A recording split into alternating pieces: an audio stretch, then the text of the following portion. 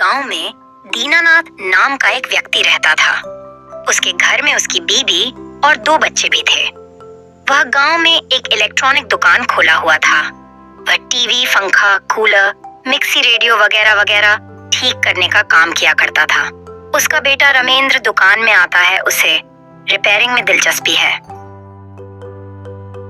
वह अपने पापा के पास बैठकर काम सीखता है। दीनानाथ की बेटी रमैया की शादी के लिए उम्र हो गई थी। दीनानाथ के पास पैसे नहीं होने के कारण वह बहुत दुखी था। ये बात रमेंद्र भी जानता था। रमेंद्र बेटा, ये पुराना पंखा शहर में जाकर बेच आओ और जो पैसे मिले उसे से जो तुम चाहे खरीद लेना। जब भी तुम कुछ मांगते हो तब मैं तुम्हें यूं ही कुछ बेचने के लिए दे देता हूँ और पैसे लेने कहता हूँ। इसका तुम्हें बुरा मत मानना बेटा। तुम तो जानते ही हो कि घर की हालत कैसी है। कोई बात नहीं पापा, मुझे पैसे की जरूरत नहीं है। जब मुझे पैसे की जरूरत होगी तब मांग लूंगा। ऐसा कहकर रमेंद्र पंखा को लिया और चला गया।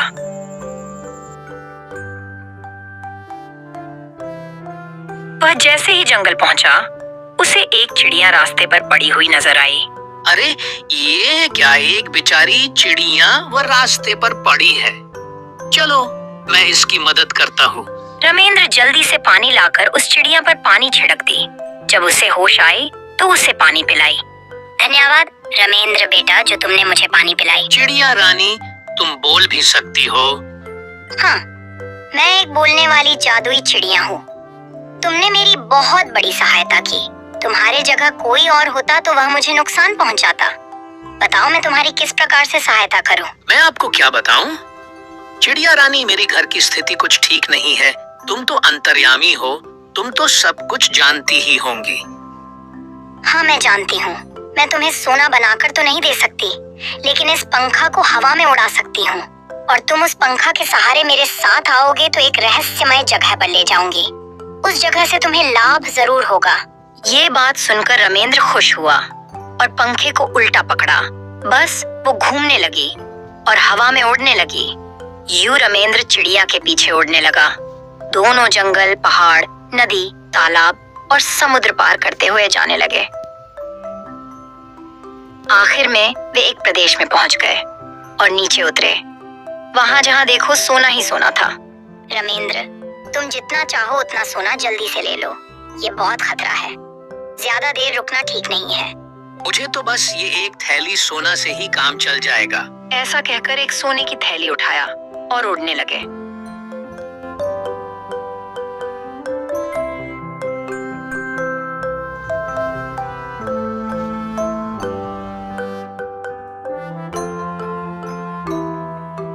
फिर वे उसी जंगल में आ गए।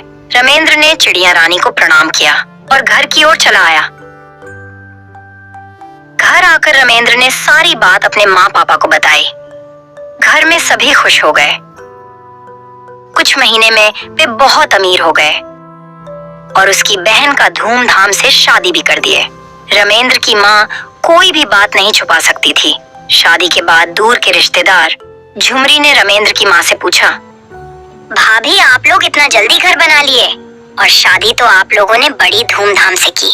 लगता है काफी खर्च हुआ है। बुरा ना माने ऐसा सब पूछ रही हुआ। कोई जमीन जायदाद बेचा है क्या जो इतना जल्दी ये सब कर लिए? बस रमेंद्र की माँ ने चिड़िया वाली सारी कहानी सुना डाली। फिर क्या बात थी? झुमरी भागते हुए बस स्टैंड गई।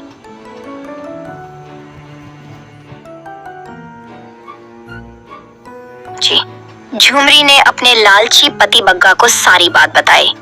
अच्छा, तो ये बात है, जिनको खाने के लाले पड़े थे वे इतना जल्दी घर बनाकर धूमधाम से शादी कैसे कर लिए? मैं तो यही सोच रहा हूँ। तो ये राज है, मुझे तुरंत उस चिड़िया को ढूंढना होगा। हाँ जी, आप जरूर जाएं और खूब सारा सोना लाएं, फिर हम भी बहुत अमीर हो जाएंगे। फिर अगले दिन बग्गा एक पंखा लेकर जंगल चला गया। इधर उधर चिड़िया को ढूंढने लगा। बहुत देर तक ढूंढने पर भी वो चिड़िया नहीं मिली तो वह छिड़ गया। तब बग्गा ने चिड़िया के लिए जाल बिछाई और कुछ फल डालकर चला गया। अगले दिन बग्गा फिर आया और देखा कि उसमें एक चिड़िया फंसी हुई है। अरे जानते हो, मैं तुम्हें कितना ढूंढ रहा था।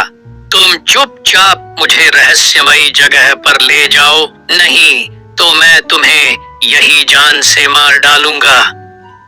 हाँ, लेकिन वहाँ ज्यादा देर रुकना ठीक नहीं होगा। तुम पहले ले चलो बस।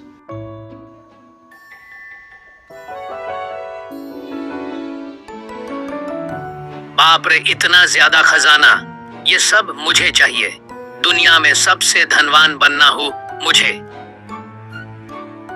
ऐ मानव, बहुत हो गया, अब चलो। इतना सोना तुम क्या करोगे? बहुत देर हो गया, अब जल्दी चलो। अरे बैंड करो बकवास, अब मुझे तुमसे क्या काम। ये पंखे के मदद से मैं यह से चला जाऊंगा। तुम जाओ यहाँ से। चिड़िया रानी वह से उड़ गई। बग्गा ने चिड़िया को भगाया। इतने में वहाँ एक राक्षस आया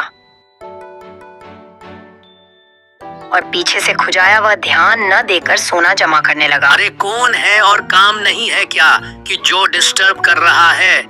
बग्गा पीछे मुड़कर देखा तो सामने राक्षस खड़ा था। उसकी सिट्टी पिट्टी गुल हो गई। क्यों रे, किधर से ये आया और हमारा सोना ले रहा है? तुझे तो मार मार के तेरी कीमा बना दूंगा। ऐसा कहकर बग्गा को बहुत देर तक पीटने लगा। वह पंखे को पकड़कर कहा, मुझे मत मारो, मैं तुम्हारे सामने हाथ जोड़ता हूँ। मुझे जाने दो, आज के बाद ये गलती कभी नहीं करूँगा। तब राक्षस ने बग्गा को एक जोरदार लात मारी। वह सीधा जंगल में जा गिरा। वह बहुत रोने लगा। इसके बाद बग्गा कभी गलत काम नहीं किया, ईमानदारी से रहने लगा। अगर वीडियो अच्छी लगी हो तो लाइक सब्सक्राइब जरूर कर दीजिए।